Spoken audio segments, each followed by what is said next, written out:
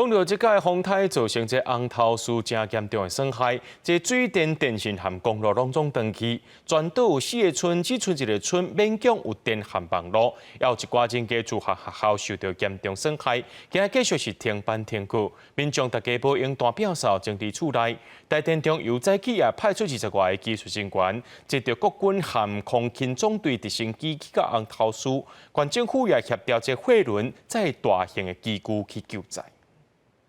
南州即摆风台靠120年以来上强的风，全岛受灾惨重，民体甲学校拢严重受损。居民即马全力自救复原。开元港内9成大细船只拢沉去，乡公所派机具甲渔民斗阵鼓，灾后复原工作是真困难。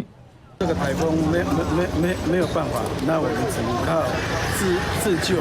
那当然后续的动作我们还是要靠政府。电力受损上严重，全岛约有1000外户停电，加油站也免使用，发电机特别无油。县府、台电甲中油透早派出将近30位技术人员，坐空勤总队、甲国军救难直升机，分配去救灾。需要重型机具甲抢修零件，也到复工渔港码头准备运去的货轮送到南市。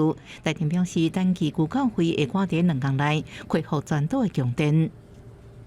技术人员的进驻兰屿是最能协助我们的抓斗车、山猫、卡车以及等等我们需要还有我们台电需要的变压器等等，那都会在明天傍晚前陆续会到达兰屿。这个重型机械下来之后，我们预计在48小时之内让所有的全岛能够恢复供电。南投乡今日停班停课，全岛居民用要全部出动斗阵救灾，希望在上短时间，让大家生活恢复正常。记者综合报道。